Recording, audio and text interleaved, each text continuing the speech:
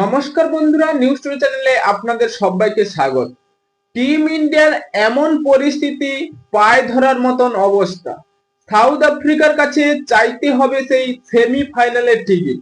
হ্যাঁ বন্ধুরা, south Africa যদি চায় টিম ইন্ডিয়াকে সেমিফাইনালে নিয়ে যেতে পারে, কারণ টিম ইন্ডিয়ার এতটাই গর্ব তাদের শেষের দিকে নিয়ে যেতে চলেছে।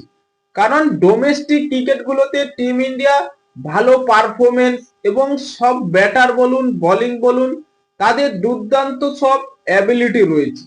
কিন্তু সেই গর্বটা যে টি-20 বিশ্বকাপে এবার টিম ইন্ডিয়াকে একেবারে শেষের পথে নিয়ে যাবে তারা কল্পনাও করতে পারেনি। কারণ সূর্যকুমার যাদব বলুন, সেই অভিষেক শর্মার কথাটা ধরুন না কেন, কারণ তিনি ডোমেস্টিক ক্রিকেটগুলোতে 50, 100 এভাবে যে রানগুলো করেছে, সবাই ভেবে নিয়েছিল তিনি বিশ্বের 1 নম্বর ব্যাটার এবং দুর্দান্ত, তার কাছে কেউ পাত্তাই পাবে না। টি-20 বিশ্বকাপে তিনি কি করলেন, 4-5টা ম্যাচ খেলা হয়েছে, সেখানে তিনি 15 রান করেছেন। তাহলে বড় মঞ্চে বড় ক্রিকেটারের তো পরিচয়, সেখানে বড় মাপের ক্রিকেটার হতে গেলে বড় মঞ্চে আপনাকে পরীক্ষা দিতে হবে। এবং শুধু অভিষেক শর্মা নয়, সেই তিলক বর্মা একটাই ম্যাচ খেলেছিলেন সেই পাকিস্তানের বিরুদ্ধে এশিয়া কাপে, সেই ম্যাচটাকে একেবারে ধুইয়ে খাচ্ছে। কারণ অনেক বিশেষজ্ঞরা অনেকটাই দক্ষতা দিয়ে ফেলেছে যে টি-20 বিশ্বকাপে তিলক বর্মার ফর্ম আমরা একেবারেই জঘন্য। কারণ সোশ্যাল মিডিয়া এখন এমন, কোন ক্রিকেটারকে তারা ভালো করতে পারে এবং খারাপও করে দিতে পারে। সেখানে সঞ্জু স্যামসন, তার কি দোষ ছিল? তিনি টি-20 বিশ্বকাপে সুযোগ পেয়েও একটাও ম্যাচ খেলতে পারছেন। কারণ এখানে তিলক বর্মার জায়গায় তো সুযোগ দেওয়া যেতে পারতো সেই সঞ্জু স্যামসনকে, নয়তো অভিষেক শর্মার জায়গায়। কিন্তু সূর্যকুমার যাদব বলুন বা আমাদের হেড কোচ সেই গৌতম গম্ভীর, তার যে টিম সিলেকশন বা তার যে চয়েস, আমাদের দাঁত দিতে হয়। তিনি একটা চ্যাম্পিয়ন ট্রফি জিতে নিয়ে ভাবছে আমি বিরাট কিছু করে ফেলেছি।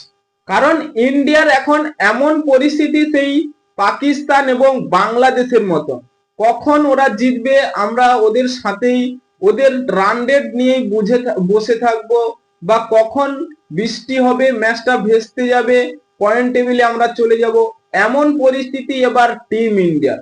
কারণ ওয়েস্ট ইন্ডিজ বা জিম্বাবুয়ের যে বিরুদ্ধে ম্যাচটা হয়েছিল, সেখানে ওয়েস্ট ইন্ডিজ যে নেট রান রেটে জিতেছে, সেখানে টিম ইন্ডিয়া একেবারে ধারে কাছেও যেতে পারেনি। টিম ইন্ডিয়া এবার কাকে ধরবে, কার হাত ধরে উঠবে?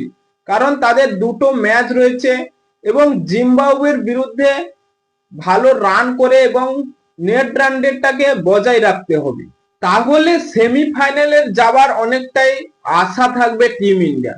তাহলে টিম ইন্ডিয়ার বিরুদ্ধে আপনি এমন কিছু বলছেন, কারণ এগুলো আমার ভিতর থেকেই বেরিয়ে আসছে।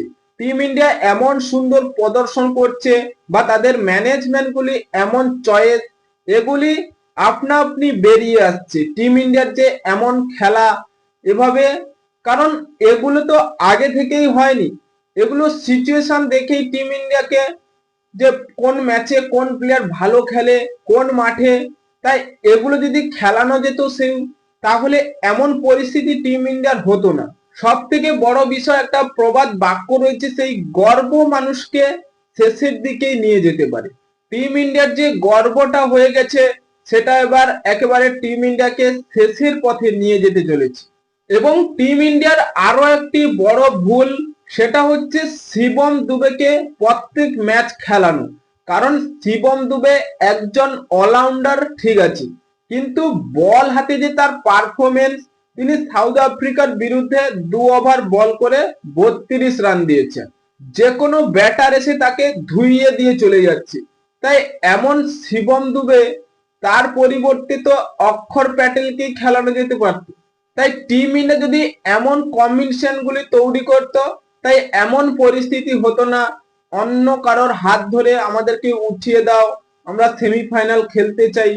তাই এবার টিম ইন্ডিয়ার পরিস্থিতি একেবারে জঘন্য।